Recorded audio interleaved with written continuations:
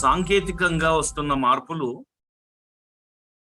సాంకేతిక విప్లవాలు జర్నలిజంలో వచ్చిన మార్పులు అని అన్నారు. దీంట్లో ప్రధానంగా నేను ఏవి ఏ ఏ ఏ పరిణామాలు శాస్త్ర సాంకేతిక పరంగా వచ్చాయి అనేవి నేను పాఠంలో ఎక్కువ ఎక్స్‌ప్లెయిన్ చేస్తాను. రిటర్న్ నోట్స్‌లో. ఎందుకంటే దాంట్లో చాలా డేటాలజీ ఉంటది. ఏ పరిణామం ఎప్పుడొచ్చింది?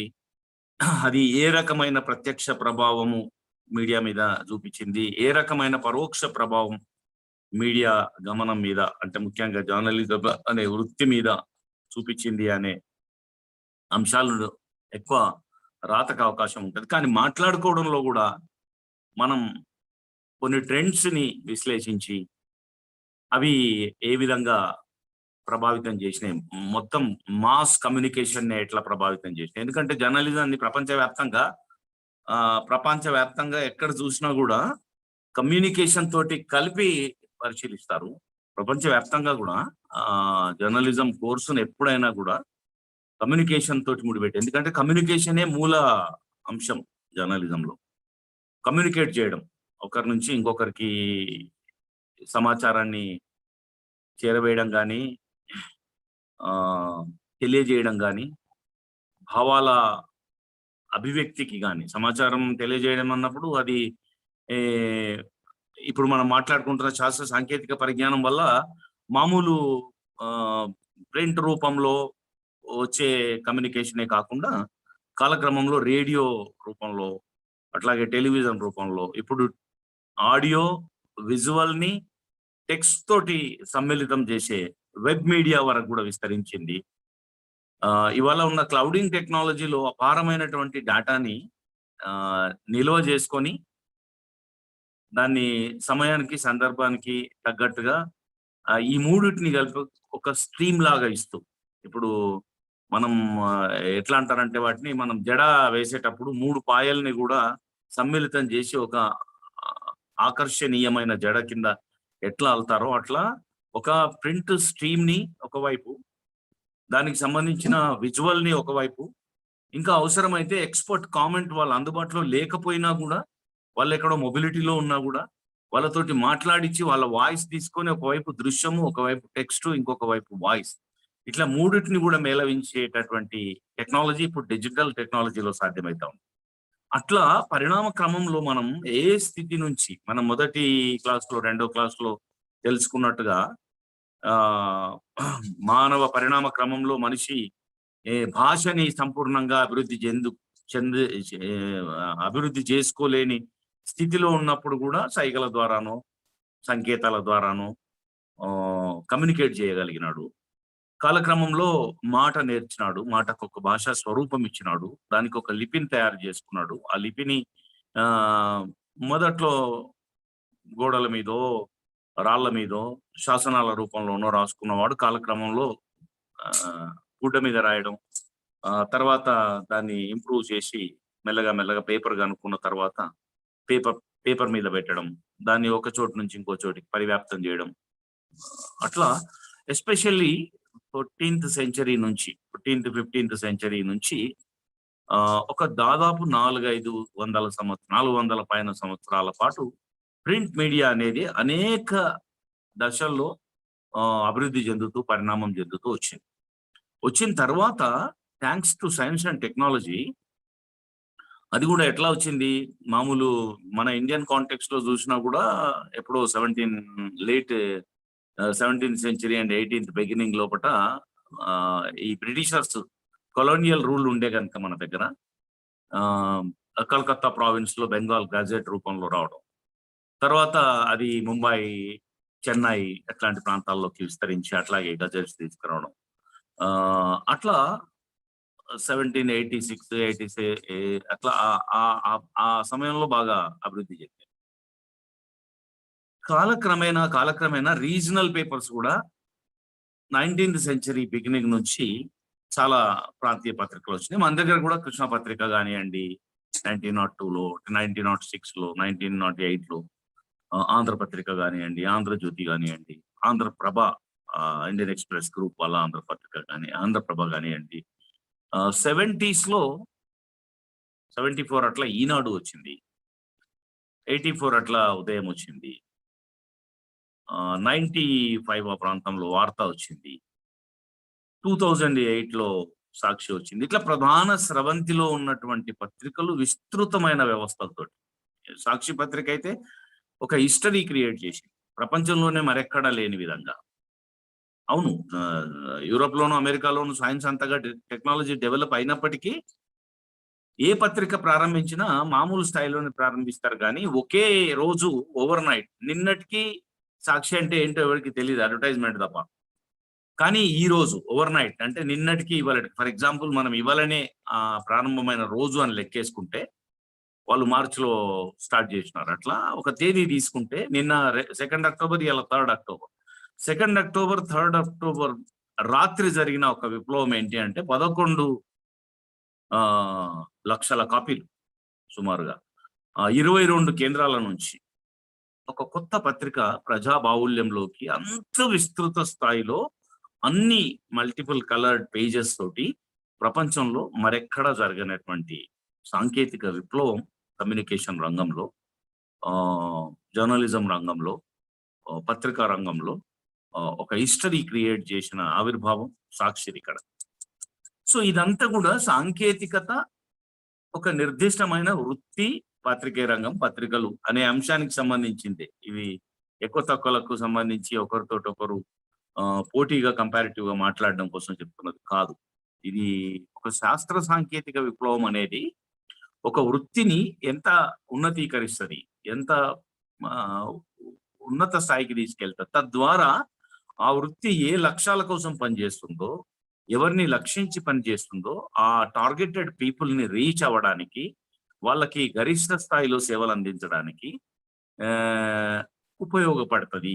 పడే ఒక గొప్ప పరిణామము, ఒక ముందడుగు, ఒక చారిత్రాత్మకమైన, ఒక విప్లవాత్మకమైన ముందడుగు అని చెప్పడం కోసమే అట్లా తెలుగునాట సంచలనం జరిగింది. సరే, ఈ పత్రికలు ఎప్పుడు ఆవిర్భవించినాయి అది వేరే, మీకు ఎవరైనా చెప్తారు. దానికి సంబంధించి ఇక్కడ మనం కూలంకషంగా ఎప్పుడు మొదలైనాయి, యూరోప్ లో ఎప్పుడు మొదలైనాయి, ఇంగ్లీష్ కంటే కూడా ముందే జర్మనీలోను, స్విట్జర్లాండ్ లోను స్టార్ట్ అవ్వడము, తర్వాత ఇంగ్లాండ్ లా లిటిల్ బిట్ లేట్ అప్పట్లో. అసలు ఈ మొదట్లో ఈ సమాచార మార్పిడి అనేది వాళ్ళు ఎక్స్పాన్షనిజం వాళ్ళ రక్తంలో ఉంది గనక యూరోప్ లో వాళ్ళు ఎక్సవేషన్స్ చేసేది, ఎక్కడెక్కడికో కొత్త కొత్త ప్రాంతాలకి నౌకా ప్రయాణాలు చేసేది, మన పడవల్లో వెళ్ళేది. అందుకని ఆ నౌకాశ్రయాలలో, పోర్ట్స్లలో సమాచారం, ఎన్ని పడవలు ఎక్కడ పోతున్నాయి అనే సమాచారం రాసుకోవడానికి మొట్టమొదట ఈ పత్రికల్ని ప్రారంభించి దాన్ని మరింత ఆసక్తికరంగా మలచడం కోసం ఎవరు వస్తున్నారు, ఎవరు పోతున్నారు, ఎవరు రాయడం, తర్వాత ఆ టౌన్ లో ఏం జరుగుతుంది, ఆ నగరంలో ఏం జరుగుతుంది రాయడం, అట్లా పత్రికలు అనేవి ఆవిర్భవించినాయి. ఆ నాటి పరిమితమైన టెక్నాలజీ, ఒక పత్రిక దాంట్లో చేయడం. మనం మా జనరేషన్ లో కూడా మేము ఏది మన బ్రోమైడ్ తయారు చేసి దాన్ని స్కాన్ చేసి ఒక స్కాన్ తోటి ఫిల్మ్ తయారు చేసి ఆ ఫిల్మ్ ని ప్రింటింగ్ ప్రాసెస్ లో పెట్టి, మాకంటే ముందు జనరేషన్ జర్నలిస్టులు మాకు చెప్పేవాళ్ళు, వాళ్ళు లితో ప్రింట్, ఈ అక్షరాలు లెడ్ సీసంలో ఉండే అక్షరాలు ఒక్కొక్కటి కా అంటే కా ఎస్ షేప్ లో ఉండే.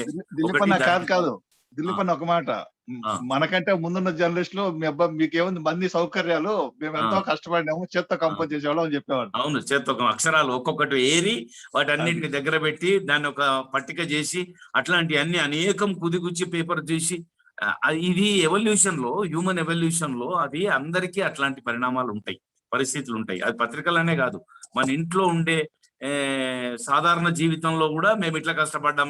ఇప్పుడు నేను నా పిల్లలకు చెప్తాను, 1978లో నేను ఎస్ఎస్సి చదివేటప్పుడు మా ఊళ్ళో విద్యుత్ లేదు. 10వ తరగతి పరీక్షలకు ఎట్లా ప్రిపేర్ అయినావు నువ్వు అని వాళ్ళు అడిగితే కిరోసిన్ దీపం పెట్టుకొని, కిరోసిన్ దీపం పక్కన ఒక పాటలు రాత్రి లేట్ అయ్యి ఇంకా చదవాల్సింది ఎక్కువ ఉండి పునికిపాట్లు వస్తే దీపం మీదకి మరీ వంగితే జుట్టు వెంట్రుకలు కూడా కాలిపోయి వాసన వచ్చి ఏం ఏదో జుట్టు కాలుతున్నట్టుంది అంటే మనం గ్రహించి అట్లా వచ్చినాము అని పరిణామ క్రమాన్ని చెప్తే వాళ్ళు ఏమంటారు, అందుకేనా నీకు ఎక్కడ 55, 60, 65 మార్కులు దాటలేదు అంటారు. వాళ్ళ జనరేషన్ లో 98, 99, 100 మార్కులు. మరి ఈ మార్కులే విద్యకు ప్రామాణికమా అంటే కాదు. అట్లా ఇవాళ జర్నలిజంలో వచ్చిన టెక్నాలజీ వల్ల వచ్చిన ఆధునికత జర్నలిజం వృత్తికి ప్రమాణం అంటే నేను అంగీకరించను.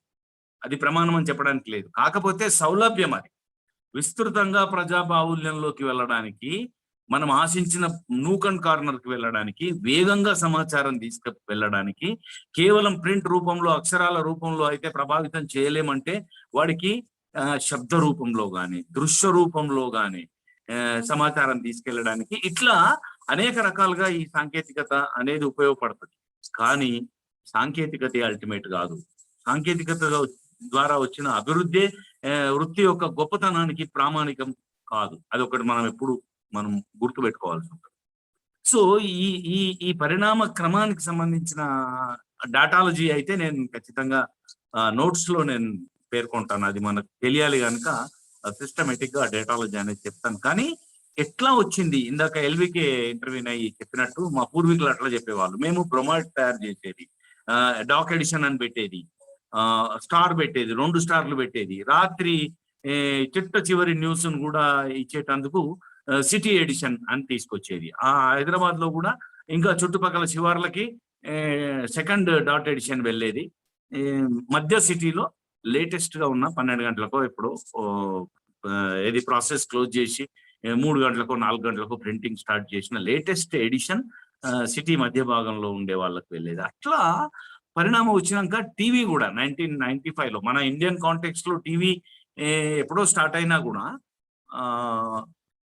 రేడియో ముఖ్యంగా మనం ఇదే ఆర్డర్ లో చెప్పుకుందాం. ప్రింట్ తర్వాత వచ్చింది రేడియో. రేడియో ఎప్పుడు వచ్చింది? రేడియోలో ఒక రెవల్యూషనరీ చేంజ్ ఎప్పుడు వచ్చిందంటే టెలిగ్రాఫ్ కనుక్కున్న తర్వాత అది ప్రింట్ కు ఉపయోగపడుతూనే 1780 ఆ ప్రాంతంలో టెలిగ్రాఫ్ కనుక్కున్న తర్వాత గ్రాహం బెల్ ఫోన్ కనుక్కున్నాడు, ఎక్కువ సమయం వ్యత్యాసం లేకుండానే. ఆ ఫోన్ కనుక్కున్న తర్వాత ఏమైంది, శబ్ద తరంగాలని ఒక చోటు నుంచి ఇంకోటికి పంపడం సాధ్యమైంది. అది త్రూ వైర్ నడిచింది మొదట్లో. కానీ వైర్లెస్ లో కూడా శబ్ద సంకేతాలని మార్చి కన్వర్ట్ చేసి ఇంకో చోటికి పంపడం టెక్నాలజికల్ గా సాధ్యమైన తర్వాత రేడియో వచ్చింది. ముఖ్యంగా మళ్ళీ నేను ఈ నౌకాశ్రయాల కేంద్రంగానే జరిగింది అభివృద్ధి. వెస్టర్న్ సొసైటీ ఎక్కడైతే వాళ్ళ యాక్టివిటీ కేంద్రీకృతమైందో అక్కడనే సైన్స్ ని అడాప్ట్ చేయడం మొదలు పెట్టినాక ఈ రేడియో టెక్నాలజీ వచ్చిన తర్వాత వాళ్ళు ఏం చేసినారంటే సముద్రంలోకి వెళ్ళిపోయిన వాడికి సందేశం, మీకు తెలుసు కదా, మనందరికీ కూడా మన జనరేషన్ లో మనం చదువుకున్నాం. అప్పుడు వాస్కోడి గామా ఎక్కడ పోయినాడు, కొలంబస్ ఎక్కడ పోయినాడు. కొలంబస్ సముద్ర ప్రయాణం చేస్తూ అప్పుడు ఇండియా కనుక్కునాలనేదే కొలంబస్ మిషన్.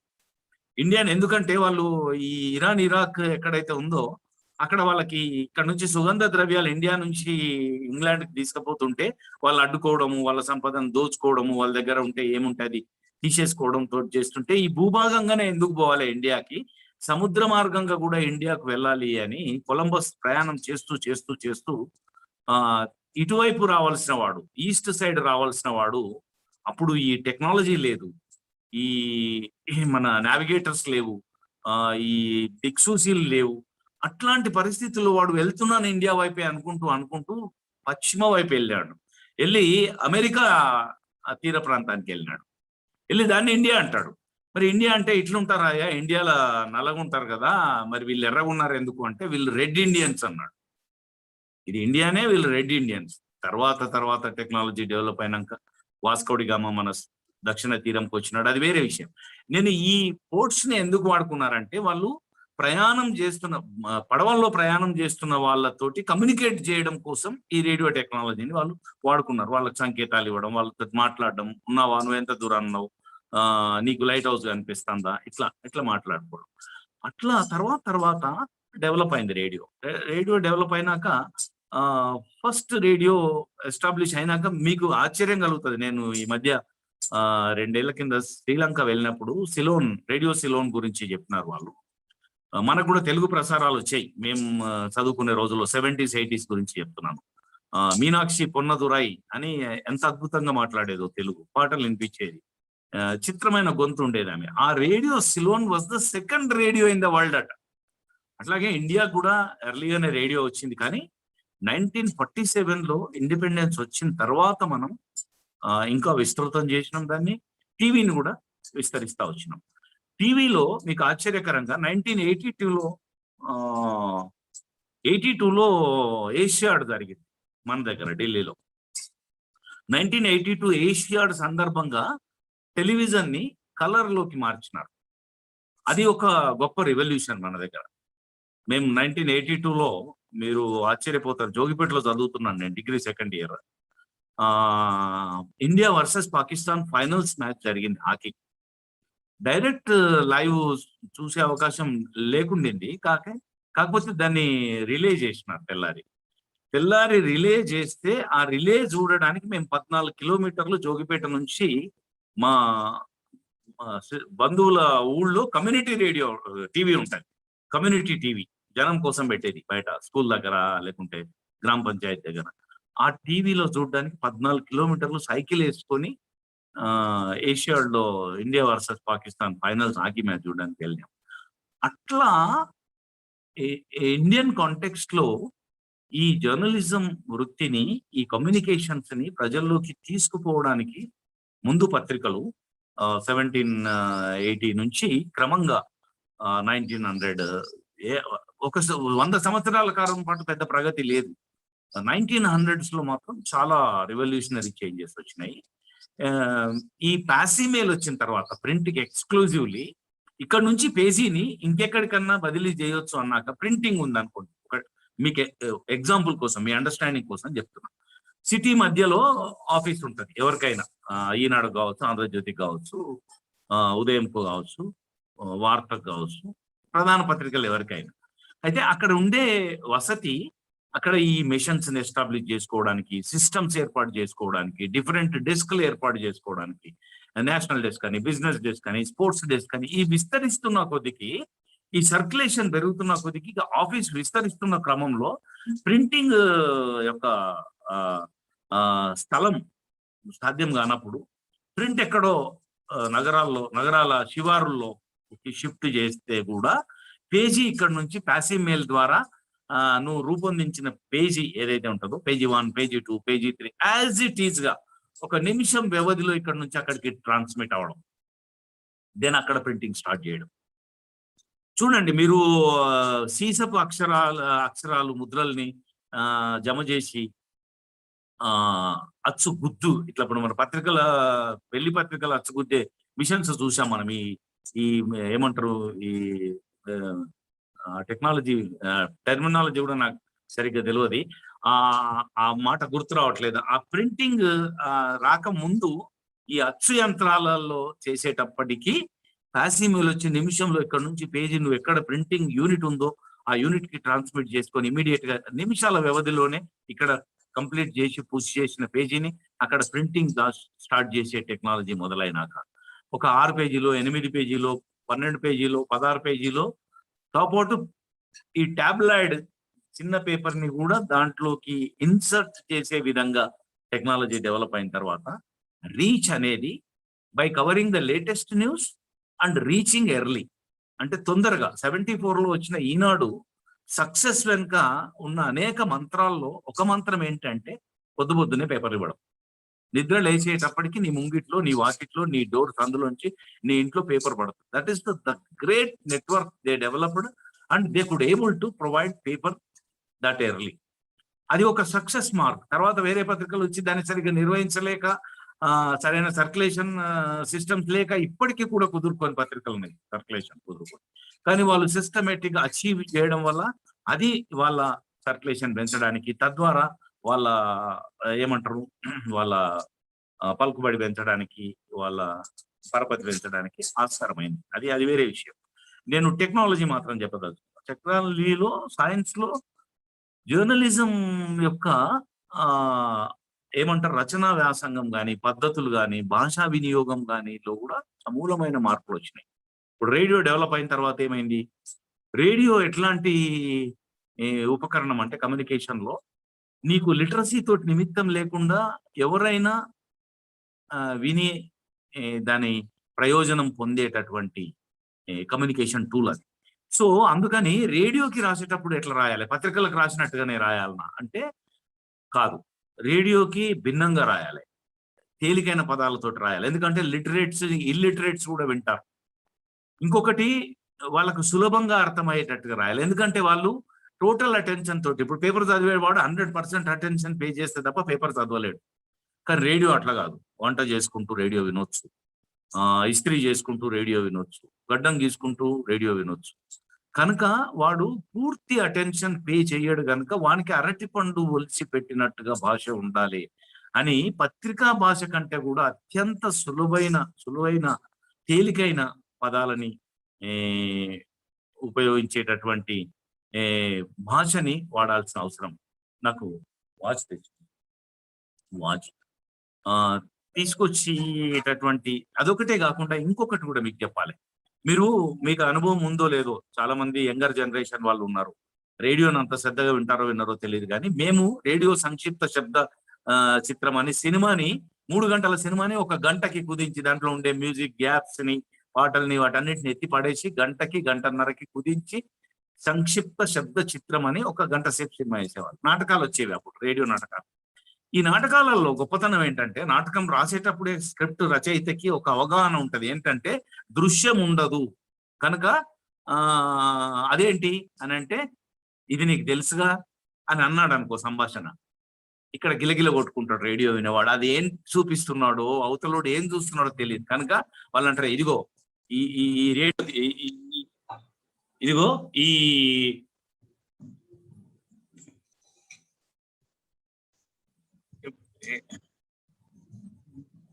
నువ్వు సత్యంకు ఫోన్ చేయి లక్ష్మి, ఆయన ఫోన్ చేస్తున్నాడు, డిస్టర్బ్ అవుతుంది. సారీ, ఫోన్ కాల్ వచ్చి డిస్టర్బ్ చేయి. అయితే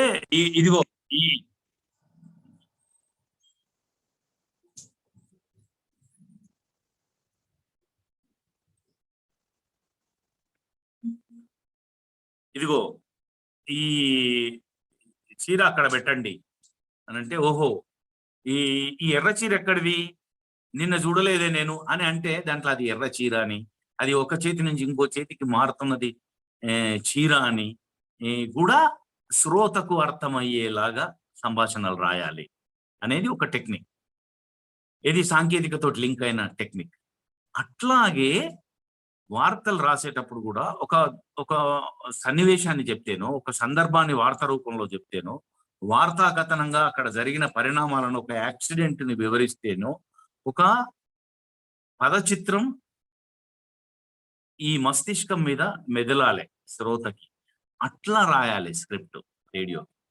టీవీకి రాసేటప్పుడు ఎట్లా రాయాలి, తర్వాత పరిణామం. ఇప్పుడు మన క్రికెట్ లో పరిణామాలు వచ్చినాయి కదా, టెస్ట్ మ్యాచ్ అని 5 రోజులు ఆడేవాళ్ళు, ప్రింట్ని అట్లా కంపేర్ చేయవచ్చు.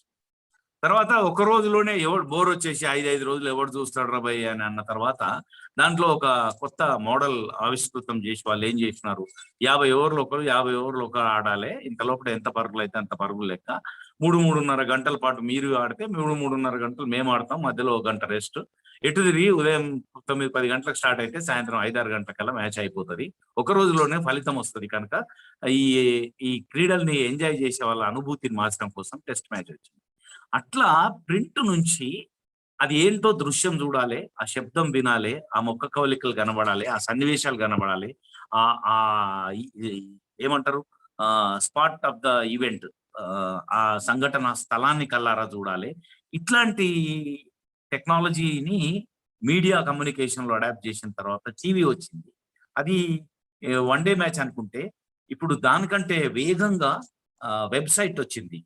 ఈ వెబ్సైట్ లో ఉన్న గొప్పతనం ఏంటంటే, నేను ఇదివరకు కూడా చెప్పాను నిన్న మొన్న మాట్లాడుతున్నప్పుడు, నీకు టెక్స్ట్ కంపోజ్ చేయొచ్చు. ఇప్పుడు ఫర్ ఎగ్జాంపుల్ ఎక్కడో మహబూబ్ నగర్ లో యాక్సిడెంట్ జరిగింది, మన రిపోర్టర్ ఉన్నాడు అక్కడ, మనం వెబ్సైట్ లో ఒక న్యూస్ ఇస్తున్నాం, మనం చెవులకు ఫోన్ పెట్టుకొని మహబూబ్ నగర్ లో ఉన్న రిపోర్టర్ తోటి మాట్లాడుతూ, మహబూబ్ నగర్ లో రిపోర్టర్ చెప్తారు, సార్ ఇప్పుడే యాక్సిడెంట్ అయిందాగో, ఆ బాడీ కూడా ఇట్లా చేతులు కాళ్ళు కొట్టుకుంటుంది సార్ రోడ్ మీద అని అంటే, ఇప్పుడే జరిగిన దుర్ఘటన, 2 మృతి, అని చెప్తూ కంపోజ్ చేస్తుంటాడు. నువ్వు లైవ్ ఇవ్వగలుగుతావా నీ మొబైల్ తోటి అంటే, లైవ్ ఇవ్వగలుగుతాను అన్న అంటే చలో లైవ్ ఇవ్వమని చెప్తాడు. లైవ్ కనెక్ట్ చేసేస్తాడు. ఇక్కడ ఒక విండో ఓపెన్ చేస్తాడు వెబ్సైట్ లో. ఆ టెక్స్ట్ కొట్టే పక్కకే ఆ విండోలో లైవ్ స్టార్ట్ అవుతుంది. లైవ్ స్టార్ట్ అయినాక ఇది ఎట్లా జరిగింది ఈ ప్రమాదం నువ్వేమైనా చెప్పగలవా అంటే, నేను అప్పుడే ఎక్కడికో పొలంకు పోదామని రోడ్ మీదకి వచ్చినా సడన్ గా లారీ ఒకటి వచ్చింది, డివైడర్ ని క్రాస్ చేయబోతూ వాడు ఎదురుగా వస్తున్న ఎడ్ల బండిని కొట్టినట్టు ఏదో వాడు నేరేషన్ ఇస్తా ఉంటాడు. అది నీకు ఆడియో వస్తుంటది, రిపోర్టర్ మాట్లాడేది టెక్స్ట్. ఇవన్నీ వర్చువల్ గా జరిగిపోతాయి. నీకు లారీ బస్సు ఢీ, 2 మృతి 4 గాయాలు అని రాస్తే అది పొద్దంతా నిరీక్షణలో ఉండి తెల్లారి న్యూస్ పేపర్ కళ్ళ చూసినప్పుడు నిన్న ఎప్పుడో ఉదయం జరిగింది ఇవాళ అంటే దాదాపు 23, 22, 21 గంటల తర్వాత కళ్ళ చూసిన పరిస్థితి నుంచి ఇప్పుడు ఎక్కడికి వచ్చినామంటే వర్చువల్ గా ఇంకా టీవీలనన్నా దాన్ని విజువల్ తెప్పించి ట్రాన్స్మిట్ చేసి దాన్ని విజువల్ క్లిప్పింగ్ కట్ చేసి దానికి టెక్స్ట్ ని జత చేసి ఇచ్చేదానికి 10 నిమిషాలు 15 నిమిషాలు 20 నిమిషాలు దాన్ని బట్టి సమయం సందర్భాన్ని బట్టి నీకు ఆ సమయం ల్యాప్స్ అన్న ఉంటదేమో టీవీలో, కానీ నీకు వెబ్ జర్నలిజంలో లేదు, డిజిటల్ జర్నలిజంలో లేదు. వర్చువల్ గా అక్కడ జరుగుతుంటది, ఇక్కడ చెప్తావు. ఎక్కడికి పోతుంది అది? ప్రపంచంలో ఏ మూలకైనా పోతుంది. నీకు ఇక్కడ మహబూబ్ నగర్ లో జరిగింది, హైదరాబాద్ లో నువ్వు ప్రాసెస్ చేస్తున్నావు, ఎవరో అమెరికాలో కూర్చొని చూస్తున్నాడు. ఇవాళ పేపర్లు చూస్తే మనం తెల్లారి చూస్తామండి పేపర్లు, టీవీలో కూడా తెల్లారి. రాత్రి నిద్రపోవాలి కదా, 10 అయినా 11 అయినా 12 గంటలకు మనం పడుకుంటే తెల్లారి ఎప్పుడు 6 గంటలకు లేస్తాం. కానీ నువ్వు 11 o'clock కల్లా ప్రిపేర్ చేసే న్యూస్ ని దాంట్లో ప్లేస్మెంట్ ఇచ్చేస్తే అమెరికాలో వాళ్ళకి పొద్దున 10, 11, 12 గంటలకు వాడు నీకే పొద్దున ఫోన్ చేస్తుంటాడు. లేకుంటే రాత్రి నీకు 12 గంటలకు పడుకునే ముందు ఏంది కడపలో యాక్సిడెంట్ అంట, 4 చనిపోయినారంట, లేకుంటే ఏంటి ఎమ్మెల్యే రిజైన్ చేసినారంట అని అమెరికాలో ఉన్న వాళ్ళు ఇక్కడి పరిణామాలని మనకు ఫోన్ చేసి చెప్తా ఉంటారు. ఎందుకంటే వాళ్ళు ఆన్లైన్ లో చూస్తారు కనుక.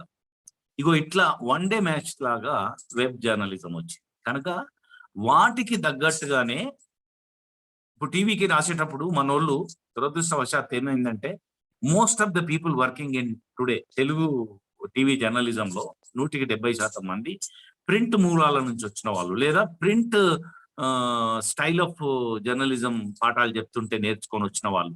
30 to 40% మాత్రమే అదే మీడియంలో పుట్టిన వాళ్ళు ఉన్నారు. ఇప్పుడు ఇవాళ కార్యక్రమంలో పార్టిసిపేట్ చేస్తున్నారు 250 నుంచి 300 మంది జర్నలిస్టులలో. నేను అనుకుంటాను మెజారిటీ ఆఫ్ దెమ్ ప్రింట్ పనిచేస్తున్న వాళ్ళే ఉంటారు, టీవీకి వెబ్ కు పనిచేస్తున్న వాళ్ళు కూడా ఉండొచ్చు. అయితే వాళ్ళు టీవీలోనే పుట్టిన వాళ్ళ స్క్రిప్ట్ రైటింగ్ కి ప్రింట్ నుంచి వచ్చిన వాళ్ళ స్క్రిప్ట్ రైటింగ్ కి తేడా ఉంటుంది. స్క్రిప్ట్ రాసేటప్పుడు ప్రింట్ బ్యాక్గ్రౌండ్ వచ్చిన వాళ్ళు కొంచెం నేరేషన్ ఎక్కువ చేస్తారు, 2 పేరాలు ఎక్కువ రాస్తారు, పేజీన్నర రాస్తారు. కానీ రాయకూడదు అట్లా. అది అలవడి చివరికి టెక్స్ట్ విపరీతం ఇస్తున్నారు. చదువుకోవడానికి అయితే పేపర్ చదువుతాను నేను, టీవీ ఎందుకు చూస్తాను? టీవీలో చదువుకునే శ్రమ పెడతారు, ఓ ప్లేట్ పెడతారు, ఒక 2 వాక్యాలు ఉంటాయి, కింద స్క్రోల్ రన్ అవుతుంటది, ఇంకా పైనుంచి అప్పర్స్ అని ఇస్తారు, అప్పర్ ఒకటి నడుస్తుంటది, కింద ఒకటి స్క్రోల్ అవుతుంటది, మధ్యలో టకా టకా టకా ప్లేట్ మారుతా ఉంటది, ప్లేట్ లో ఒక 5-6 వరుసలలో టెక్స్ట్ ఉంటది, ఉండకూడదు, తప్పది. ఆ స్క్రిప్ట్ రైటింగే పద్ధతి తప్పు. ఎందుకంటే దట్ ఈస్ విజువల్ మీడియా. నేను బొమ్మ చూస్తా, వాళ్ళ శబ్దాలు, వాళ్ళు మాట్లాడిన శబ్దాలు వింటా, నాకు వీలైనంత తక్కువ టెక్స్ట్ లో చెప్పాలి నువ్వు, మిగతాదంతా దృశ్య రూపంలో నాకు కనబడాలి. కనుక టీవీ రైటింగ్ వేరు, వెబ్ రైటింగ్ వేరు, పేపర్ కి రైటింగ్ వేరు.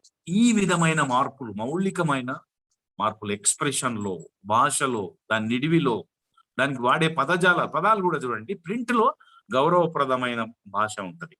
ఇది మనం గ్రాంధికానికి శిష్ట వ్యవహారికానికి మధ్య, అంటే రాను విప్లవాత్మకంగా లేట్ 70s అండ్ 80s లో వచ్చిన మార్పు ఏంటంటే పత్రికా భాషను కూడా చాలా వరకు వ్యవహారిక భాషలో తీసుకొచ్చినారు. ఒకప్పటిలాగా లేదు. ఒకప్పుడు ఆంధ్రపత్రిక స్వాతంత్రం వచ్చిన రోజున మీరు చూస్తే దాని హెడ్డింగ్లు అది గంభీరంగా ఉంటాయి, అవి మామూలు వ్యవహారిక భాషలోకి తీసుకొచ్చినారు. కానీ ఇప్పుడు ప్రధానమైన మార్పు, ఇప్పుడున్న టెక్నాలజీ హెల్ప్ చేస్తుంటే వచ్చిన మార్పు ఏంటంటే ఇంకా మాండలికాలను కూడా తీసుకొచ్చేసినారు టీవీ మీడియంలో. మీరు చూడండి టీవీ మీడియంలో అయితే ఇంగ్లీష్ ను సంకరం చేసిన తీరు అంత పెద్ద ఆమోదయోగ్యంగా ఉండదు, అంత గందరగోళంగా ఉంటది. అది ఇంగ్లీష్ కాదు, తెలుగు కాదు, టెంగ్లీష్ అంటారు, తెలుగు అయినా ఇంగ్లీష్ అట్లా ఉంటది. కానీ ప్రాంతీయ మాండలికాలని వాటిలోకి తీసుకొచ్చి ఇప్పుడు కొన్ని ప్రోగ్రామ్సే నడుస్తా ఉన్నాయి, ఎక్స్క్లూజివ్లీ తీన్మార్ లాంటివి చూడండి. తీన్మార్ లాంటి దాంట్లో బిత్తర సత్తి అనే ఒక పాత్రని తీసుకున్నట్టయితే వాడిని మాటల్లో పెట్టే యాంకరింగ్ హోస్ట్ అయినా కూడా వాళ్ళు మాట్లాడిన ఫక్త్ తెలంగాణ లాంగ్వేజ్ అనేది కేవలం తెలంగాణనే కాకుండా ఆంధ్ర ప్రాంతాన్ని కూడా ఆకట్టుకోవడం. అమెరికాలో నేను 2015-16లో అమెరికా రెండోసారి వెళ్ళినప్పుడు నేను ఎక్కువ రోజులు ఉన్నాను అక్కడ, దాదాపు 3-4 వారాలు. నేను ఒక 3 రాష్ట్రాలు తిరిగాను, ఒక 6 సిటీస్ తిరిగాను. అది నేను ఆశ్చర్యపోయాను. అక్కడ తెలుగు వాళ్ళు ఈ యూట్యూబ్ ప్లాట్ఫామ్ మీద ఫాలో అవుతున్న తీరు, దాన్ని ఎంజాయ్ చేస్తున్న తీరు నాకు ఆశ్చర్యం కలిగించింది. మాండలిక భాషను ప్రవేశపెట్టి మూలాలని కనుక తీసుకుపోయి పరిచయం చేస్తే భాష ఎంత ఆకట్టుకుంటది, ఎంతగా దానికి వశీకరణ ఉంటది అనేది నాకు అర్థమైంది. అట్లా మీడియాలో ఈ టెక్నాలజీ తోటి ముడిపడి భాష స్వరూప స్వభావాలు కూడా మారినాయి అని చెప్పడానికి నేను మీకు ఇది ప్రస్తావిస్తాను. సో అదొక్కటే కాకుండా ఇంకా నీకు రిపోర్టింగ్ లో కూడా ఇప్పుడు హ్యాండ్సెట్ వచ్చినాయి. నేను ఎర్లీ 90s గురించి చెప్తున్నా. మాకు పేజర్ ఇచ్చినారు, దాన్ని ఏమంటారు, నీకు మెసేజ్లు మాత్రమే వచ్చాయి. తర్వాత ఇన్ ద మిడ్ 90s విస్తారంగా ఫోన్లు వచ్చినాయి, ఫోన్లు వచ్చి ఇప్పుడు ఆ ఫోన్లలో కూడా టెక్నాలజీ బాగా డెవలప్ అయ్యి ఈ రకరకాల నెట్వర్కింగ్ గ్రూపింగ్ వచ్చిన తర్వాత, ఈ వాట్సాప్ లాంటి ఇంటర్మీడియటరీస్ వచ్చిన తర్వాత, గ్రూప్ల మధ్య ఇండివిజువల్స్ మధ్య కమ్యూనికేషన్ ఫెసిలిటీస్ పెరిగిన తర్వాత వార్తను అక్కడికక్కడ కంపోజ్ చేసి ఇవ్వడం. అదే అంతకుముందు ట్యాబులు తీసుకుపోయి వాటిని వైర్లకు కనెక్ట్ చేసి ఇంటర్నెట్ ఉంటే చాలు అని ఇంటర్నెట్. ఇప్పుడు మేము కలకత్తాలో ప్లీనరీ కవరేజ్ వెళ్ళడానికి వెళ్ళినప్పుడు వాళ్ళు ఏం చేసినారు అక్కడ అంటే ఫెసిలిటీ చేసినారు, అన్ని చోట్ల చేస్తారు. మీడియా కోసం ఒక మీడియా సెంటర్ ఏర్పాటు చేస్తారు, అక్కడ నెట్ ఫెసిలిటీ పెడతారు, ఫోన్ ఫెసిలిటీ పెడతారు, పెట్టి మనము ఇంటర్నెట్ ఫెసిలిటీ ఇవ్వడం తోటి మనం కంపోజ్ చేసుకొని పంపిస్తాం అక్కడ నుంచి. లేదు ఎస్టీడీ ఫెసిలిటీ ఇస్తే మనం ఆఫీస్కి ఫోన్ చేసి వార్త రాసుకోండి అని నట్షల్ గా చెప్తాం, లేదు వార్త పంపిస్తాం. ఇట్లా టెక్నాలజీ డెవలప్ అయినాక రిపోర్టింగ్ స్టైల్ కూడా సమూలంగా మారింది. అది ఒక చేంజ్. ఇప్పుడు నేను సమయం ఎక్కువ లేదు కనుక నేను డైరెక్ట్ గా ఇవాళ ఉన్న పరిస్థితులకు వస్తా. ఎట్లాంటి టెక్నాలజీ, ఎట్లాంటి పరిస్థితులు, సంజ్ఞలు చేసుకొని గోడల మీద రాసుకొని, శాసనాల రూపంలో రాసుకొని, గుడ్డ మీద రాసి, తర్వాత పత్రిక వచ్చినాక పత్రిక మీద రాసి, తర్వాత పత్రికలు ప్రింట్ చేసి, లిఖిత మాస పత్రికలు నడిపి, లిఖిత దినపత్రికలు నడిపి, ఆ స్టేజీ నుంచి వాళ్ళు ఎక్కడికి వచ్చినామంటే క్లౌడ్ టెక్నాలజీకి వచ్చినాం, ఇంటిగ్రేటెడ్ న్యూస్ రూమ్కి వచ్చినాం. ఇది most of the young journalist who wants to continue the profession and explore it for the next few decades, కొన్ని దశాబ్దాల పాటు జర్నలిజంలో ఉండాలనుకుంటున్న యంగర్ జనరేషన్ కి చాలా ఇంపార్టెంట్ ఇవాళ ఇంటిగ్రేటెడ్ న్యూస్ రూమ్స్ రాబోతున్నాయి. ఇదేనికి అది ప్రింట్ కంటే ప్రింట్ కు ఒక style of journalism, TV radio అంటే రేడియోకి ఒక రకమైన జర్నలిజం, వెబ్ కంటే వెబ్ కి ఇంకో రకమైన జర్నలిజం. ఇట్లా దాంట్లో నీకు ప్రత్యేకత ఉండాలి. Jack of all master of none అని ఇంతకుముందు చెప్పేవాళ్ళు, కానీ జర్నలిస్ట్ అట్లుంటే నడవది. వాళ్ళు jack of all master of few అనాలి.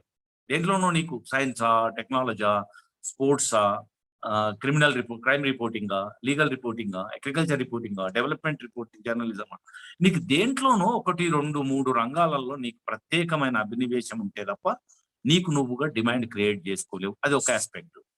ఇంకోటి, డెస్క్లలో పనిచేసే వాళ్ళు కూడా ఈ టెక్నాలజీ మారినాక టీవీని బీట్ చేస్తూ పేపర్ని నడపాలి అంటే ఇవాళ పేపర్ సర్వైవ్ అయ్యే పరిస్థితి లేదు. ఎందుకంటే నువ్వు ఇస్తున్న స్పాట్ ఇన్ఫర్మేషన్, ఒక జియో రిలీజ్ అయితే గానీ, ఒక సంఘటన జరిగితే గానీ, ఒక పరిణామం జరిగితే గానీ, ఒక నిర్ణయం జరిగితే గానీ, ఒక క్యాబినెట్ విస్తరణ జరిగితే గానీ, ఒక క్యాబినెట్ ఏర్పాటు జరిగితే గానీ, నువ్వు వార్తలు ఇస్తే తెల్లారి పొద్దున 6 గంటలకు నువ్వు ఇంత పెద్ద ఫోటో పెట్టి 14 మంది మంత్రులు అని చెప్తే రిసీవ్ చేసుకోవడానికి ఎవరు సిద్ధంగా లేరు. ఎందుకంటే 24 hours న్యూస్ ఛానల్స్, నీ రీజనల్ లాంగ్వేజ్ నే 20 to 30 ఛానల్స్ వచ్చినప్పుడు ప్రతి గంటకు బులెటిన్ ఇస్తుంటే 18 గంటల పాటు నీకు రెగ్యులర్ గా ఎవ్రీ 1 hour ఫ్రీక్వెన్సీ తోటి న్యూస్ వస్తే వాడే అప్డేట్ చేసుకొని 10 గంటలకు ఏమి ఇచ్చిండు, 11కి ఏమి ఇవ్వాలి, 11 తర్వాత 12కి ఏమి ఇవ్వాలి, మళ్ళీ మధ్యాహ్నం ఏమి ఇవ్వాలి, సాయంత్రం ప్రైమ్ టైంలో ఏమి ఇవ్వాలో తెలియక వాడు అప్డేట్ చేసుకోవడానికి వాడు కొట్టుక సస్తుంటే, ఇంతగా పబ్లిక్ లోకి ఈ సమాచారం వెళ్ళి వాడు వద్దన్న వాడి చెవుల రొదలాగా జరుగుతూ ఉంటే,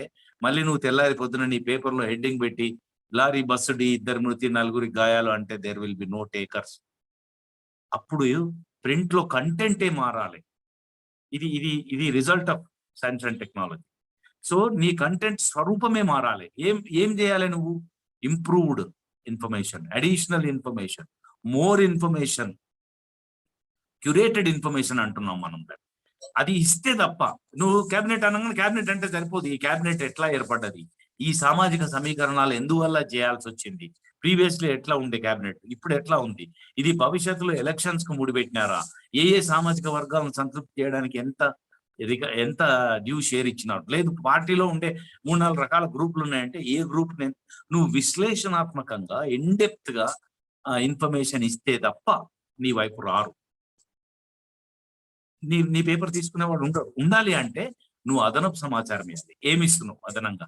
బిహైండ్ ద కర్టెన్ టీవీ వాళ్ళు జొచ్చుకుపోలేని, వెబ్సైట్ వాళ్ళు అప్పటికప్పుడు ఇవ్వలేని ఇంకా లోతైన కథనాలు నువ్వేమన్నా ఇస్తావా? తెర వెనుక ఏం జరిగిందో ఇస్తావా? ఈయన నువ్వు మంత్రివర్గం నుంచి ఎందుకు ఉద్వాసన చేసింది, ఈటెల రాజేందర్ ఎందుకు పంపించింది అంటే నువ్వు లోపలికి వెళ్ళి దాని వెనుక ఉన్న కథ కమయం ఇష్యూ లాక్కొచ్చి నువ్వు ఒక ఇంట్రెస్టింగ్ స్టోరీ డెవలప్ చేస్తావా? That is curated, that is improvised, that is need based, that is reader centric information అంటున్నాం మనం. రీడర్ సెంట్రిక్ మనకి యుటిలిటీ కూడా వెరీ ఇంపార్టెంట్ అయితే. యుటిలిటీ అంటే ఒక పేపర్ కొనుక్కున్నాడు, నేను 6 రూపాయలు పెట్టి 7 రూపాయలు పెట్టి 10 రూపాయలు పెట్టి నీ పేపర్ కొనుక్కున్నానంటే నాకేంటి వాట్ ఈస్ ఫర్ మీ అని క్వశ్చన్ వస్తుంది వాడు. సో అందుకని నువ్వు ఏం చేయాలంటే, వాడు వ్యవసాయదారుడు అయితే వ్యవసాయపరమైన సమాచారం, క్రీడాసక్తి కలిగిన వాడైతే క్రీడల్లో ఇంకా ఇన్డెప్త్ సమాచారం, లేదు అని ఇంట్లో ఒక చదువుకునే పిల్లవాడు ఉన్నాడంటే ఇవాళ పాఠశాలలు, వాటి తీరుతెన్నులు, వాటిలో వస్తున్న ఫీ స్ట్రక్చరు, ఏ స్కూల్ అయితే బాగుంటది, ఏ కోర్స్ అయితే బాగుంటది, లేకుంటే జాబ్ ఒక ఉద్యోగానికి నిరీక్షించే యువకుడు వాళ్ళ ఇంట్లో ఉన్నాడంటే జాబ్ ఆపర్చునిటీస్ ఏమని, ఇట్లా సెక్టోరియల్ ఇంట్రెస్ట్ క్యాటర్ చేసే నీడ్ బేస్డ్ యుటిలిటీ ఇన్ఫర్మేషన్ ఇస్తే తప్ప నీ పేపర్ను చదవరు, నీ ఛానల్ని చూడరు, నీ వెబ్సైట్కి రారు. వాళ్ళకి ఆప్షన్స్ ఇవాళ పెరిగినాయి. ఈ రిమోట్ చేతిలో పట్టుకొని సర్ఫ్ చేస్తే ఇట్లా క్షణాలలో ఒక ఛానల్ నుంచి ఇంకో ఛానల్కి వెళ్ళిపోతాడు. నీ ఛానల్ వ్యూవర్స్ లేకపోతే, నీకు టీఆర్పీస్ లేకపోతే, నీకు అడ్వర్టైజ్మెంట్ రాకపోతే నీ మనుగడ ఉండదు. కనుక ఈ సర్వైవల్ స్ట్రగుల్లో నువ్వు రివల్యూషనరీ కంటెంట్ తీసుకురావాలి. విప్లవాత్మకమైన మార్పు కంటెంట్ లో తీసుకురాకపోతే there will be no survival. అట్లా సమూలమైన మార్పులు వచ్చినాయి ఇవాళ. మీకు ఇంకొకటి, నేను ఇంటిగ్రేటెడ్ న్యూస్ రూమ్ అన్నాను. ఏంటంటే మిమ్మల్ని మీరు జర్నలిస్టులు కనుక నేను మీకు అప్పీల్ చేస్తున్నాను. ఏమనంటే మిమ్మల్ని మీరు మౌల్డ్ చేసుకోండి, రూపాంతరం చేసుకోండి. టీవీకి అయితే ఎట్లా రాయాలి, వెబ్సైట్, ఎందుకంటే రేపు పొద్దున మల్టీమీడియా హౌసెస్ వస్తాయి. ఇవాళ ఈనాడు తీసుకోండి, సాక్షి తీసుకోండి, ఆంధ్రజ్యోతి తీసుకోండి, ఇంకా నమస్తే తెలంగాణ అంతా ఇంటిగ్రేట్ కాలేదు టీ న్యూస్ తోటి. కానీ రేపు పొద్దున పెద్ద పెద్ద మీడియా సంస్థలు అన్నీ కూడా వాళ్ళకే పేపర్ ఉంటుంది, వాళ్ళకే టీవీ ఉంటుంది, వాళ్ళకే వెబ్సైట్ ఉంటుంది. ఈ 3 రకాల మీడియా ప్లాట్ఫామ్స్ నడవడానికి 3 రకాల రిపోర్టర్లను పెట్టుకునే వ్యవస్థ ఉండదు, పెట్టుకోరు.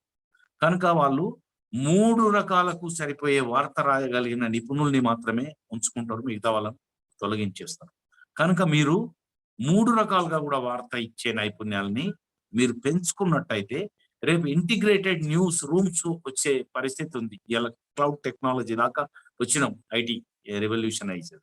అప్పుడు ఏమైతుంది, ఇప్పుడు పార్లమెంట్ హౌస్ లో సెంట్రల్ హాల్ లాగా, సెంట్రల్ హాల్ నుంచి లోక్సభకు ఒక దారి, సెంట్రల్ హాల్ నుంచి రాజ్యసభకు ఒక దారి, సెంట్రల్ హాల్ నుంచి అనెక్స్ ఒకటి, లైబ్రరీకి ఒకటి, ఇట్లా 4 దారులు ఉన్నాయి.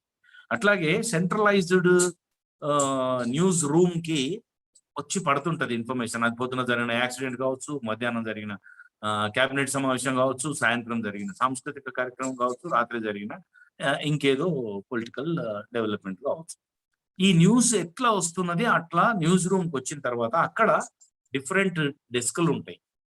ఆ డెస్క్లు ఆ వార్తని తమ ప్లాట్ఫామ్ కు అనుకూలంగా, వెబ్కి అయితే వెబ్కి అనుకూలంగా, టీవీకి అయితే టీవీకి మళ్ళీ అక్కడ నుంచి 2-3 ఛానల్స్లలో వీడియోకి లింక్ ఇవ్వడము, లేకుంటే దాన్ని వీడియో ఎడిటింగ్ పంపించడము, లేకుంటే గ్రాఫిక్స్ పంపించడము, ఇంకొక వైపు ఇట్లా మార్పు చెందుతుంది.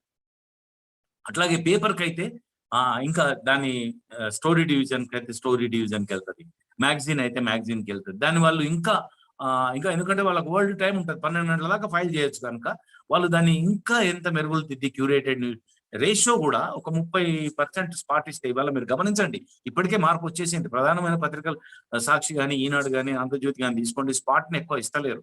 స్పాట్ని చిన్నగా కుదించి 2 కాలము 3 కాలము ఇచ్చి పక్కకు పడేస్తుంది. ఇదివరకు అట్లాగా ఇదివరకు ఏదైనా సభ జరిగితే 4 కాలాలు టాప్ టు బాటం, మళ్ళీ కంటిన్యూయేషన్ సెకండ్ పేజీలో 4 కాలాలు ఇచ్చేది. ఇస్తలేరు, స్పాట్ని చిన్నగా కుదించి ఇచ్చేసి. ఎందుకంటే అది టీవీలోనో వెబ్లోనో చూసి ఉంటారు. We are not the primary informers, print media is the secondary informer.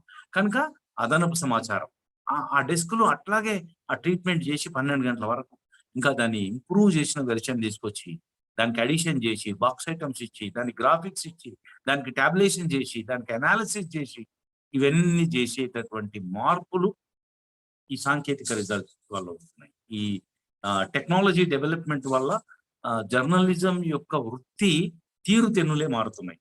అది భాష ఒక్కటే కాదు, కాంటెంట్ ఒక్కటే కాదు, టెక్నాలజీ వాడుకోవటం ఒకటే కాదు. ఇప్పుడు మీకు న్యూ టెక్నాలజీలో లాంగ్వేజ్ కన్వర్షన్ కి ట్రాన్స్లేటర్స్ కూడా వచ్చినాయి.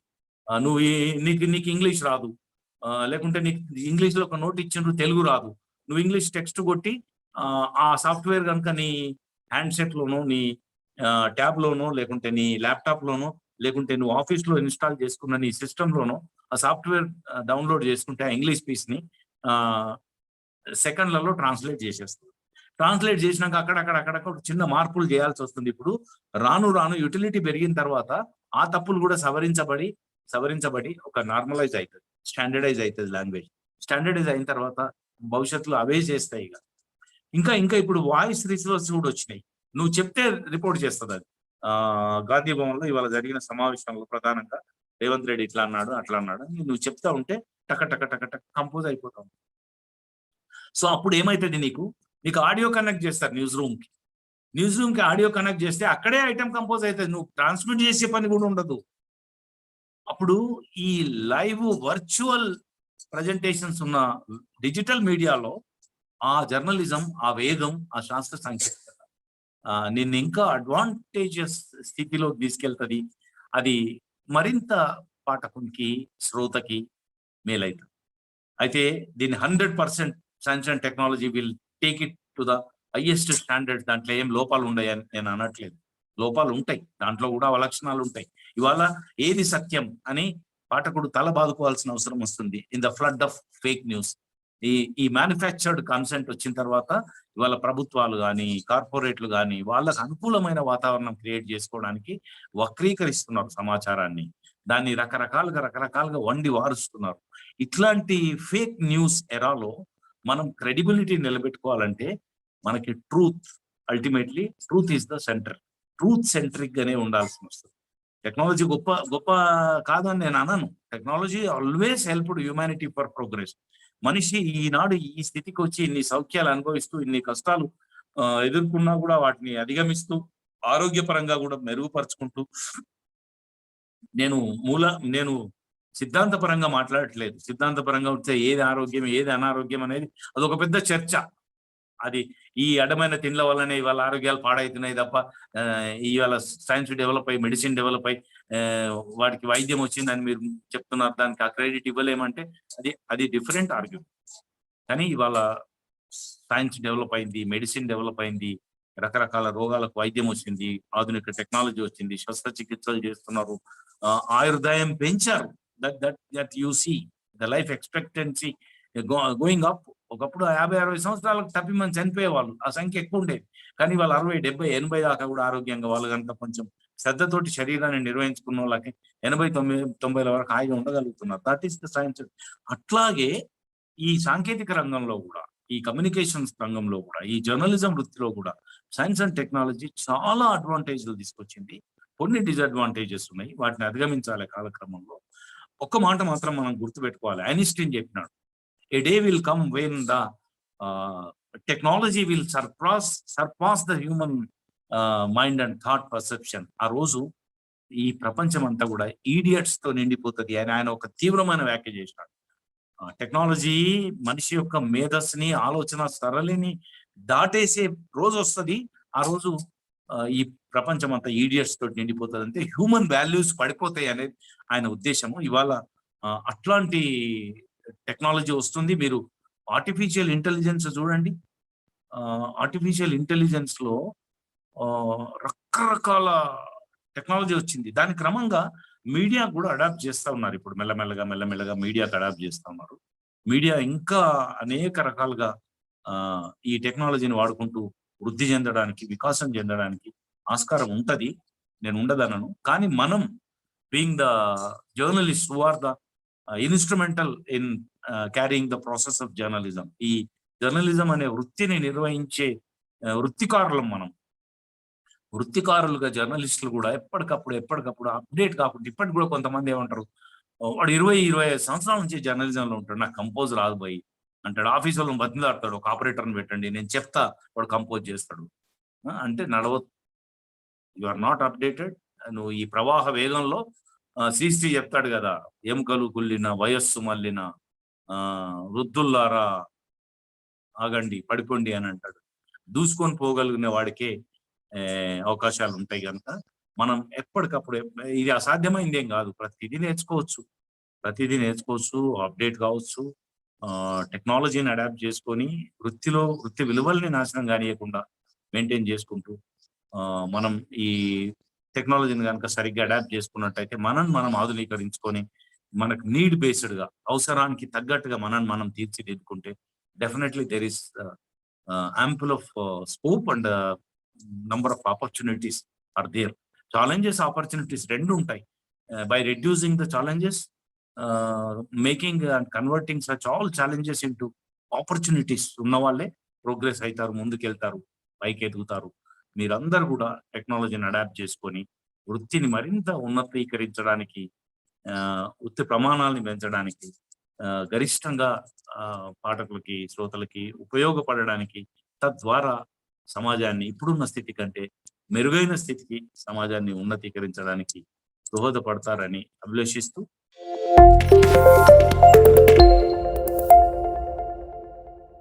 ఇప్పుడు ఈ టెక్నాలజీ అనేది ఖచ్చితంగా అన్ని రంగాల్లో ఎంత ప్రాముఖ్యత సంతరించుకున్నదో మన పాత్రికేయ రంగంలో కూడాను ఉంది. ఎవరు దాన్ని కాదనలేరు కూడాను. కానీ ఎంత టెక్నాలజీ వచ్చినా కానీ నా అభిప్రాయం ప్రకారము ఇప్పుడు టీవీలో వస్తే బ్రేకింగ్ న్యూస్ కావచ్చు, వెబ్లో వచ్చే ఇంకొక న్యూస్ కావచ్చు, ఇవన్నీ కూడాను పాల పొంగు లాంటివే. పాల పొంగు అంటే పాలు అనే ఒక పదార్థం తీసుకుంటే పాల పొంగు లాగానే దాన్ని అక్కడే అణిచేయకుండా దాన్ని పూర్తి స్థాయిలో ఉపయోగించుకుంటే దాని నుంచి పాల నుంచి వచ్చే బై ప్రోడక్ట్స్ ఎన్ని ఉన్నాయో వాటి మాధుర్యాన్ని మనిషి ఏ విధంగా ఆస్వాదిస్తూ ఉంటాడో అలాగా ఆస్వాదించేటువంటి మీడియా మాత్రం ఓన్లీ ప్రింట్ మీడియాలోనే సాధ్యం అవుతుంది. ఆ వార్త సంక్షిప్తంగా కాకుండా పూర్తి స్థాయిలో వచ్చినప్పుడు తన చేతుల్లో ఉన్నప్పుడు నిదానంగా చదివి దాన్ని ఆస్వాదించుకుంటే కలిగేటువంటి అనుభూతి తెలుసా. అందుకే మీకు తెలుసు, ఇప్పుడు నేను ఒక ఇంగ్లీష్ పేపర్, ఒక తెలుగు పేపర్ రెగ్యులర్గా కొన్ని 50 సంవత్సరాల నుంచి చదువుతా ఉన్నాను. ఇప్పుడు కూడాను న్యూస్లో వచ్చేదాన్ని ఏంటంటే మన ఈ సర్క్యులేషన్ వాళ్ళు ఇచ్చిన సంఖ్యల పరంగా ఇన్ని టెక్నాలజీ, ఇన్ని టీవీలు, ఇన్ని వెబులు వచ్చినా కానీ ప్రింట్ పేపర్ల యొక్క సర్క్యులేషన్ అనేది క్రమేపీ పెరుగుతూ ఉన్నది కానీ తగ్గటం లేదు. ఇన్ఫ్యాక్ట్ డెవలప్డ్ కంట్రీస్లో అలాగనే ఉంది, డెవలపింగ్ కంట్రీస్లో కూడా అలాగనే ఉంది సార్. అందువల్ల ఎప్పుడు కూడా దీనికి ఇది అమరమైందనేది నా అభిప్రాయం. ఓకే, నేను I will accept some of your prepositions. కానీ మీరు ఒక వాస్తవం గ్రహించాలి. మీరు అంటున్నట్టు సైన్స్ అండ్ టెక్నాలజీ కేవలం వెబ్ లోనో కేవలం టీవీలోనో వచ్చి పాల పొంగులాగా ఉంది అని అనుకోవాల్సిన అవసరం లేదు. ప్రింట్ లో కూడా టెక్నాలజీ వచ్చింది, ప్రింట్ లో కూడా సైన్స్ వచ్చింది. అది కొత్త పంతాన్ని తీసుకొచ్చింది. వాటికి అడాప్ట్ కావాలంటున్నాను నేను. ప్రింటే శాశ్వతం అని అంటున్నది మీ ఆర్గ్యుమెంట్. ఇండియన్ కాంటెక్స్ట్ లోనో ఏషియన్ కాంటెక్స్ట్ లోనో సర్క్యులేషన్ ఇదివరకు అంటే గ్రోత్ లేకపోయినా ఇంకా సర్క్యులేషన్ పెరుగుతున్న మాట వాస్తవమే. కానీ మీరు అన్నట్టు వెస్టర్న్ సొసైటీలో తప్పది. వెస్ట్రన్ సొసైటీలో దారుణంగా పడిపోయినాయి. You take Wall Street Journal, you take New York time, you take Washington post, ఏ ప్రధాన పత్రిక తీసుకపోయినా సర్క్యులేషన్లు పడిపోయి వాళ్ళు డిజిటల్ వైపు షిఫ్ట్ అయిపోయినారు చాలా లాంగ్ బ్యాక్. అదొకటి. ఇంకొకటి ఏంటంటే, మీరు కరోనా పోస్ట్ కరోనా మీరు విశ్లేషించలేదు, మీరు ఇంకా తాజా సమాచారం లేదు. మీరు 50 సంవత్సరాలుగా పత్రికకు అలవాటు పడ్డారు, ఇంగ్లీష్ తెలుగు పేపర్లు కనుక మీకు అదొక అవ్యాజమైన ప్రేమ అనురక్తి వాటి పట్ల ఉండి మీరు ఇంకా స్థిరమైన భావంతో ఉన్నారు. కానీ పోస్ట్ కరోనా చాలా దారుణమైన పరిస్థితుల్లో పత్రికలు ఇలా సర్క్యులేషన్లు అల్లాడుతున్నాయి. ఎందుకంటే అగైన్ టెక్నాలజీ. ఇప్పుడు పేపర్ ఏమైంది, ఈ పేపర్ వచ్చిందండి, ఈ పేపర్ వచ్చింది నా హ్యాండ్ సెట్ లో. స్మార్ట్ ఫోన్ ఇవాళ ఎంత విస్తృతంగా స్మార్ట్ ఫోన్లు విస్తరించినాయి సమాజంలోకి. వాడి చేతిలో హ్యాండ్ సెట్ పట్టుకొని ఇట్లా చేతితోటి ఇట్లా అంటే సర్చ్ చేస్తే పేజ్ వెనుక పేజ్ వస్తుందండి. ఎక్స్పాండ్ చేయాలనుకుంటే ఇట్లా ఎక్స్పాండ్ చేస్తున్నాడు, ఒక ఐటమ్ ని చూడాలంటే ఒక ఐటమే చూస్తున్నాడు, దాన్ని క్లిప్పింగ్ పికప్ చేయాలంటే క్లిప్పింగ్ పికప్ చేస్తున్నాడు. ఎవరికైనా బంధువులకో మిత్రునికో పంపించి ఈ వార్త బాగుంది చూడరా అంటే ఆ క్లిప్ ని ఫార్వర్డ్ చేయగలుగుతున్నాడు. ఇవన్నీ చేసిన తర్వాత ఇంకా ఎందుకు కొనాలండి నీ పేపరు? 250-300 రూపాయల సబ్స్క్రైబ్ ఆపేసినారు. 6 రూపాయలు 7 రూపాయలు పెట్టి కొనే డైలీ స్పాట్ పేపర్స్ ను కూడా తగ్గించినారు. మీరు ఆశ్చర్యపోయే విధంగా సర్క్యులేషన్ ఫెయిల్ అయిపోయింది పోస్ట్ కరోనాలో. ఇంకా ఇంకా ఇంకా ఆ పరిస్థితులు ముందు ముందు చాలా ప్రమాదకరంగా ఉంటాయి.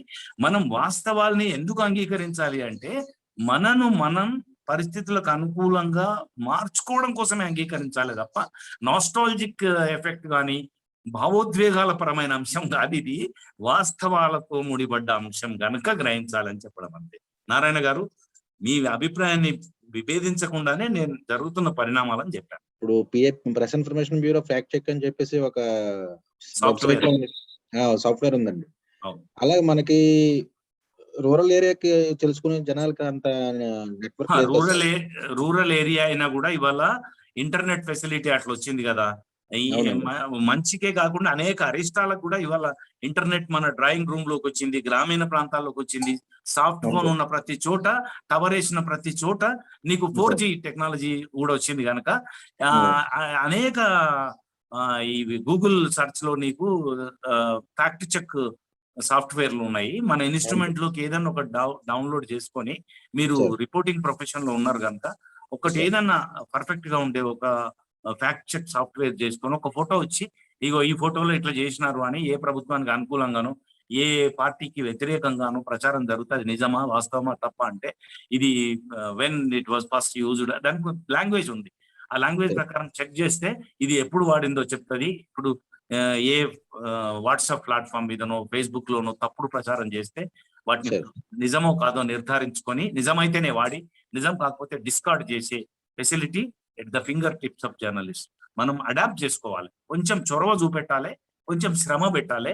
Yes, we will give genuine information, we will get back our credibility and our glory of journalism. చాలా మంది ఆందోళన చెందుతారు, జర్నలిజం అంటే అందరు తిడుతున్నారండి, ఎంటబడి కొట్టే రోజులు వస్తున్నాయండి, జర్నలిజం పరువు పోతుందండి అంటే, పోకుండా ఉండాలంటే మళ్ళీ మనం క్రెడిబుల్ ఇన్ఫర్మేషన్ ఇవ్వాలి, మన క్రెడిబిలిటీ నిలబెట్టుకోవాలి, మన పూర్వ వైభవాన్ని తెచ్చుకోవాలి.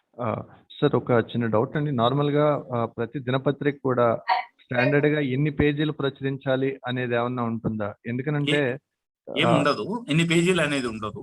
వాళ్ళ శక్తి సామర్థ్యాన్ని బట్టి, వాళ్ళ రెవెన్యూని బట్టి, వాళ్ళ స్కోప్ పాసిబిలిటీని బట్టి వాళ్ళు అన్ని పేజీలు ఇచ్చుకోవచ్చు. కానీ వాళ్ళు ఇది RNI ముందట డిస్క్లోజ్ చేసేటప్పుడు మాది ఇన్ని పేజీల పత్రిక, మాది ఇంత నిడివి పత్రిక, మాది ఇంత ఫ్రీక్వెన్సీ పత్రిక అని చెప్పాలి. ఒకటి అదొకటి. ఇంకొకటి, బిట్వీన్ న్యూస్ అండ్ అడ్వర్టైజ్మెంట్ ఎంత స్పేస్ అడ్వర్టైజ్మెంట్ కి ఇవ్వాలి, ఎంత న్యూస్ కి ఇవ్వాలి అని రేషియో స్టిపులేషన్స్ ఉన్నాయి. మినిమం కండిషన్స్ లో అయితే ఎంత రేషియో ఉండాలి, ఆప్టిమం అయితే ఎంత రేషియో ఉండాలి అని మార్గదర్శకాలు ఉన్నాయి. వాటికి లోబడి ఆ రేషియో ఉండాలి. కానీ పేజీ సంఖ్య ఇంత ఉండాలి అని ఏముండదు. ఎవరి స్థాయిని బట్టి, వాళ్ళ సామర్థ్యాన్ని బట్టి పేజీల సంఖ్య. ఓకే సార్, యాక్చువల్గా ప్రశ్న అడగడానికి కారణం ఏంటంటే, నిన్న నార్మల్ గా టైమ్స్ ఆఫ్ ఇండియా పేపర్ కానీ తీసుకుని చూసినట్టయితే దేర్ ఆర్ 58 పేజెస్ అనమాట. So including advertisements and all. అందులో అడ్వర్టైజ్మెంట్ ఫుల్ పేజ్ అడ్వర్టైజ్మెంట్సే అరౌండ్ 14 పేజెస్ వరకు కవర్ చేసింది. సో అలా అంటే ఒక రోజు ఏమో నాకు అడ్వర్టైజ్మెంట్స్ ఉన్నాయి కాబట్టి నేను 58 పేజెస్, అదర్ రోజు లేనప్పుడు దాన్ని బట్టి ఎలా అది ఇవ్వచ్చు. ఎక్కువ అడ్వర్టైజ్మెంట్ ఉన్ననాడు ప్రపోర్షనేట్ గా ఎక్కువ పేజీలు పెంచడం, తక్కువ అడ్వర్టైజ్మెంట్స్ ఉన్ననాడు తక్కువ పేజీలు ఇవ్వచ్చు. ఆ ఇన్కన్సిస్టెన్సీ అంటే స్థిరంగా లేకుండా పేజీల సంఖ్య మార్చడం అనేది వాళ్ళు చేయొచ్చు, వాళ్ళకి హక్కు అది. కానీ రేషియో మెయింటైన్ చేయాలి. మీరు అన్నట్టు 58 పేజీలు ఇచ్చి దాంట్లో 48 పేజీలు అడ్వర్టైజ్మెంట్ ఇచ్చి 10 పేజీలు ఇంకా 6 పేజీలు 8 పేజీలు న్యూస్ ఇస్తే తప్పది, అది వైలేషన్ ఆఫ్ ద నార్మ్స్. కానీ వాటికి స్ట్రింజెంట్ పనిష్మెంట్స్ లేవు. వాటిని ఇంకా కొంచెం మాడిఫై చేయాలి చట్టాలని చేసి చర్యలు కఠినంగా తీసుకుంటే ఆ రేషియో మెయింటైన్ అయ్యింది. ఓకే, సరే సార్. ఇంకొక చిన్న సందేహం సార్. చెప్పండి. యాక్చువల్గా ఇదే సేమ్ ఈ పేపర్ని రెఫర్ చేసుకున్నప్పుడు మనం సహజంగానే అనుకున్న 4 సూత్రాలు, అంటే పేపర్ అనేది ఇన్ఫర్మేషన్ అండ్ ఎడ్యుకేషన్, ఎస్, ఈ రెండింటినీ కనుక చెప్తే కనుక కొన్ని సమయాల్లో రెండింటినీ కలిపే విధంగా కూడా ఉంటున్నాయి. ఎస్, ఒక విధంగా డెఫినెట్ గా బైఫరికేట్ ఎలా చేసుకోగలుగుతాం, డెఫినెట్ గా ఇది ఇన్ఫర్మేషన్ ఏనా లేకపోతే డెఫినెట్ గా ఇది ఎడ్యుకేటెడ్ రిలేటెడ్ అని. ఒక చిన్న సింపుల్ ఎగ్జాంపుల్ సార్, నిన్న సేమ్ టైమ్స్ ఆఫ్ ఇండియా పేపర్నే కనుక చూసుకుంటే అంటే వీల్నామా యొక్క ఇంపార్టెన్స్ అనే దాని గురించి రాశారు. సో అందులో ఒక పర్సన్ వీల్నామా యొక్క ఇంపార్టెన్స్, ఎందుకు ఇన్హెరిటెన్స్ ప్రాపర్టీ రావాలనేది, Okay. మేబీ నా ఒపీనియన్ లో అది నేను చెప్తాను. అనుకుంటున్నాను. I could able to catch your point. Me Thank you, point sir. Genuine పాయింటే ఉంది. ఏమనంటే ఏది సమాచారము ఏది అదనపు జ్ఞానం అనేది డిఫరెన్షియేట్ చేయడం ఎట్లా అని అంటారు మీరు. అయితే నేను దాంట్లో మీరు ఆందోళన చెందాల్సిన అవసరం లేదు. సమాచారంతో పాటుగానే మీకు జ్ఞానం కూడా అదనంగా జోడిస్తే నష్టం ఏం లేదు దాంట్లో. కానీ నష్టం ఎప్పుడు వస్తుందంటే వార్తకి వ్యాఖ్యకు మధ్య గనక వాళ్ళు డిఫరెన్షియేషన్ లేకపోతే. ఇప్పుడు జర్నలిజంలో ఒక పాఠం ఏం చెప్తారంటే, news is sacred, the view is personal, at Liberty. నువ్వు వ్యాఖ్యని ఇష్టం వచ్చిన వ్యాఖ్య చేయొచ్చు. ఇప్పుడు ఎడిటోరియల్లో కాలం రాస్తారు, ఎడిటోరియలే రాస్తారు. మీరు ఏ అభిప్రాయాలన్నా జొప్పించవచ్చు దాంట్లో, మీరు ఇష్టం వచ్చినట్టు దాన్ని టిల్ట్ చేయొచ్చు. కానీ వార్తని ఏదైతే బేసిక్ ఇన్ఫర్మేషన్ ఉంటుందో, సభ జరిగింది, సమావేశం జరిగింది, ఒక పత్రికా ప్రకటన చేశారు, ఒక స్టేట్మెంట్ ఇచ్చారు, ఒక ఘటన జరిగింది, వాటిలో అభిప్రాయాలను జొప్పించకూడదు, వాటిని అంతే పవిత్రంగా ఇవ్వాలి, వాటిలో పరకాయ ప్రవేశం చేయకూడదు. న్యూస్ సాక్రెడ్ అంటే వాటిని పవిత్రంగా మెయింటైన్ చేయాలి. వ్యాఖ్య నువ్వు విడదీసి రాసుకో, నువ్వేమన్నారా. కానీ మన వాళ్ళు ఏం చేస్తున్నారు, వార్త రాస్తూనే ఓ వాక్యం వార్త రాస్తారు, దాని వెనక వ్యాఖ్య రాస్తారు, తర్వాత 2-3 వాక్యాలు సంఘటన రాస్తారు, ఆ తర్వాత మళ్ళీ వీడి అభిప్రాయాలు, వీడు జ్వరపడతాడు రిపోర్టర్. అది అధమాధమైన రిపోర్ట్. ఇప్పుడు అది that is low standard reporting అంటారు. అట్లా చేయకూడదు. నువ్వు వ్యాఖ్య సపరేట్ గా పెట్టుకో, కానీ న్యూస్ ఇన్ఫర్మేషన్ మాత్రం ఫేర్ గా ఇవ్వు అనేది సూత్రం. అది కామెంట్ వరకు. మీరు అన్నట్టు అదనపు సమాచారం జోడిస్తున్నాడు, that enhances the knowledge of the reader. అది విడిగా ఒక ఐటమ్ ఇస్తే ఎంతో బాగుండేది. నేను ఏది వార్తను అర్థం చేసుకుంటుంటే తర్వాత నాలెడ్జ్ని ఇస్తే నాకు అవసరమైనంత తీసుకుంటుంటే, రెండుని కలగలుపుతున్నా అంటే నష్టం లేదు. కొన్నిసార్లు సమయం వెసులుబాటు మీకున్నంత తీరుబడి అందరి పాఠకులకు ఉండదు. కనుక వాడు వార్త రాస్తున్నప్పుడే ఇట్లా గ్యాస్ ధర పెరిగింది, దీనివల్ల ఇట్లా ఉంటుంది, లేదు ఈ కోర్సు అనౌన్స్ చేసినారు, ఈ కోర్సు ఆర్థికంగా అంత శక్తి సామర్థ్యాలు ఉన్న వాళ్ళు ప్రిఫర్ చేయడానికి సానుకూలమైంది కాదు, ఇది మొదటి సంవత్సరంలో ఇంత ఖర్చు అవుతుంది, రెండో సంవత్సరంలో ఇంత ఖర్చు అవుతుంది, 4 ఏళ్ల కోర్సు పూర్తయ్యేసరికి ఇంత ఖర్చు అవుతుంది, దీనికన్నా ఈ సమానమైనటువంటి నాలెడ్జ్ ఇచ్చి సమానమైన గుర్తింపు విదేశీ యూనివర్సిటీలలో ఉన్న ఇంకో కోర్సు ఉంది, అది ఫినాన్షియల్ కోర్సు కాదు, అది గవర్నమెంట్ స్పాన్సర్ కోర్సే, దాంట్లో ఇంత ఖర్చు ఉండదు అని వార్త సమాచారము ఒక ప్రభుత్వ నిర్ణయము పాలసీ రాస్తూనే దానికి పక్కపక్కగా జోడి ఈ గుర్రాల్లాగా నాలెడ్జ్ కూడా జత చేస్తుంటే నష్టం లేదు, రీడర్ కన్వీనియన్సే. కానీ కామెంట్ చేసేటప్పుడు మాత్రమే దాన్ని విడదీసి రాయాలి.